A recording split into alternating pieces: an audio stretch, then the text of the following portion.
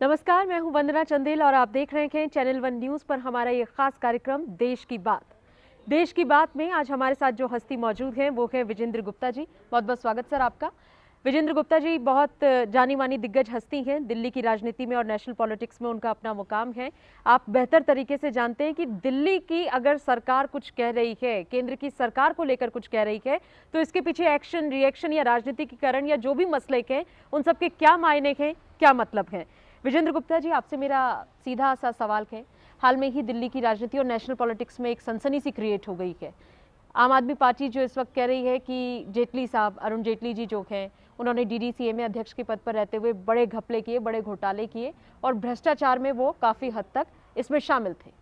इसे लेकर आपकी पार्टी का रिएक्शन? देखिए, सब लोग जानते हैं कि आम आदमी पार्टी जिस तरह से हिट एंड रन करती है और जिस तरह से आरोप प्रत्यारोप की राजनीति करती है और एक झूठ की राजनीति, झूठ पर आधारित राजनीति का एक तरीका लोगों ने, देश ने बार बार देखा है।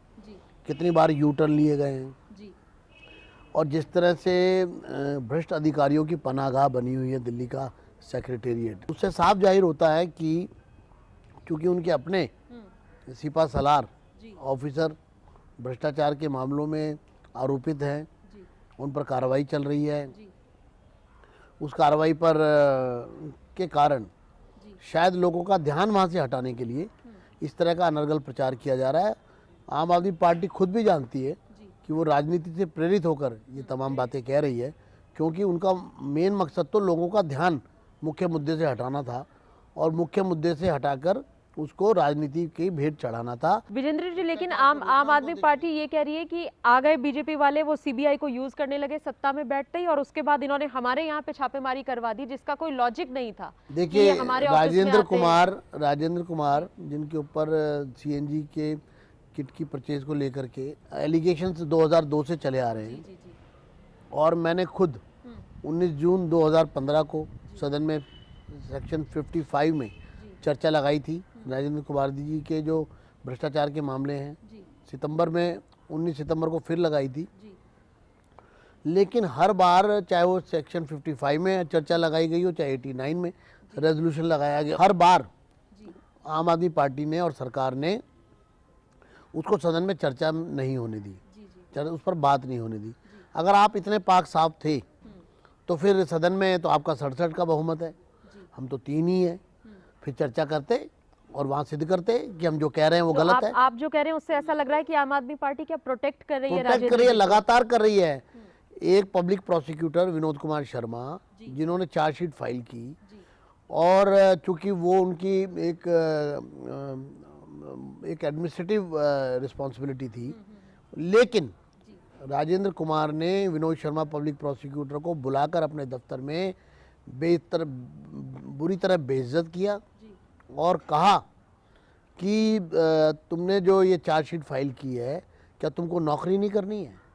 क्या तुम्हें नौकरी प्यारी नहीं है?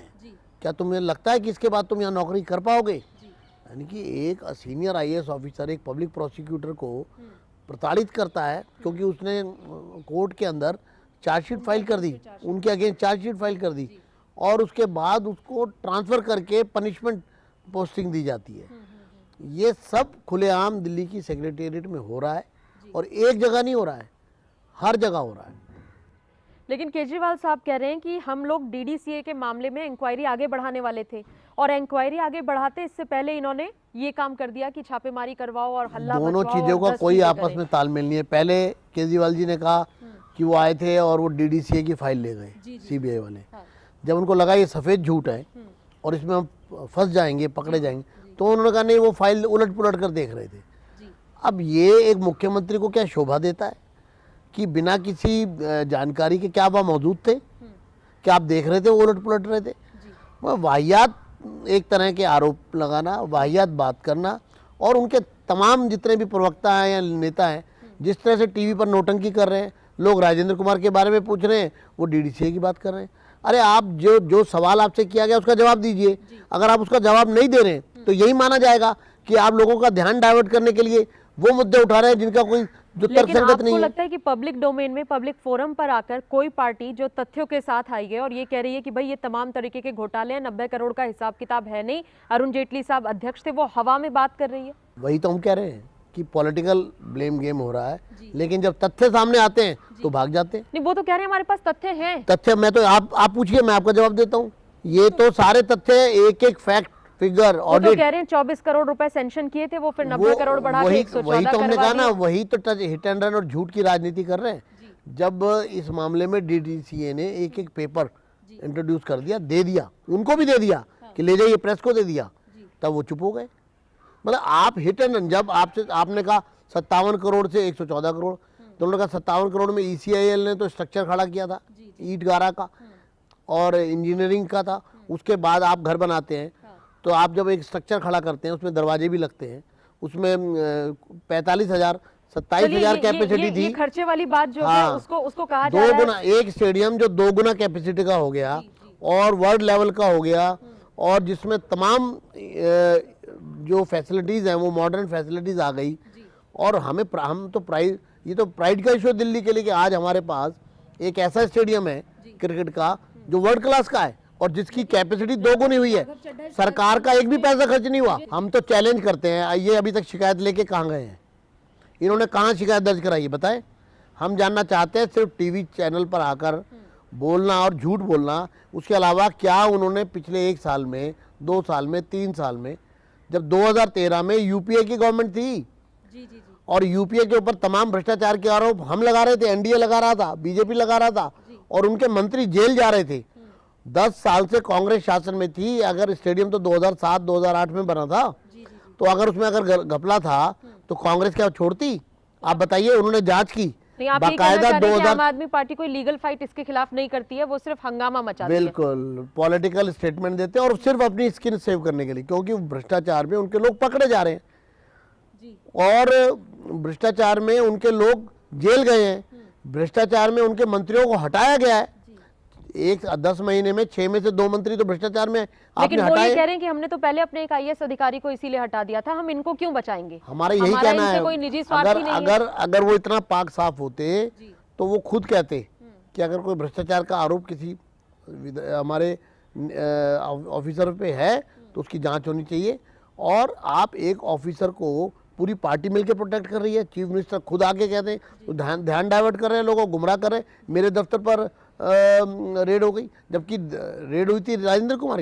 अब झूठ बोल रहे हैं साफ, और झूठ क्यों बोल रहे हैं? एक भ्रष्टाचारी को बचाने के लिए। जनता पर इसका क्या असर पड़ेगा आपके हिसाब से? क्योंकि अरविंद केजरीवाल साहब की मेजॉरिटी आपने देखा है, लोग उन पे ट्रस्ट कर रहे हैं, बल्कि आप लोगों को इस बार काफी घाटा हुआ इलेक्शन में। देखिए, जनता सब समझ रही है, अब जनता पछता रही है। उनको लग रहा है कि नौटंकी करने वाले लोगों को हमने सत्ता में बिठा दिया, ये तो सीरियस ही नहीं है। दिल्ली का तो विकास ठप हो गया, दिल्ली का एक काम नहीं हो रहा, दिल्ली का एक स्कूल नहीं खुला। आपने कहा 2 गुना बजट कर दिया शिक्षा पर, एक विद्यालय आप नहीं खोल पाए, एक बस नहीं लगा पाए, एक अस्पताल नहीं जोड़ पाए, एक बेड तक नहीं बढ़ा पाए आप।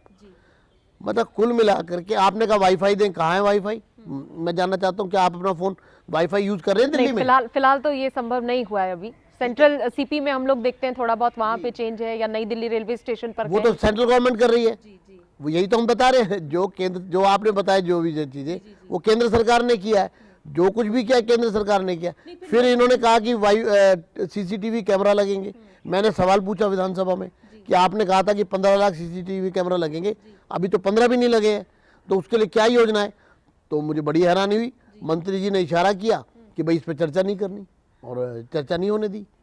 तो आप सवालों का जवाब नहीं दे पा रहे हैं, अपने ही एजेंडे को, जो आपने एजेंडा तय किया था उस पर काम नहीं कर रहे आप। नहीं तो फिर विकास आपके हिसाब से ठप हो आम गया आदमी पार्टी का नया एजेंडा अब क्या है? एक ही एजेंडा है जी, बस हर वक्त विवाद खड़े करो और सस्ती लोकप्रियता के लिए। ये विवाद फिर सेंटर को लेकर हमेशा क्यों होता है? या सेंटर में बैठे क्योंकि मिनिस्टर्स को महत्वाकांक्षा लेके? बहुत बढ़ गई है जी। 67 सीट जीतने के बाद उनको लगा कि हम तो प्रचंड बहुमत से आए हैं और लोग हमारे ऊपर, लोगों को विश्वास तोड़ा है आपने, विश्वास आपने जीता नहीं है।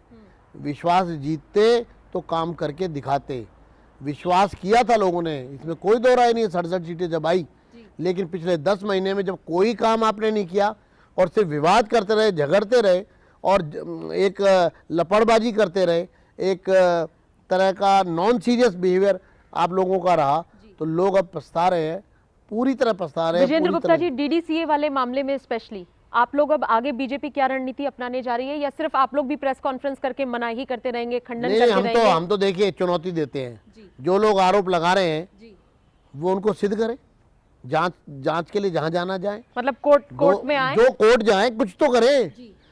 खाली हवाबाजी करने से तो बात नहीं बनती ना। अगर आप इतने सच्चे पाक साफ हैं और हम इतने गलत हैं, तो फिर तो देश तो कानून से चलता है ना।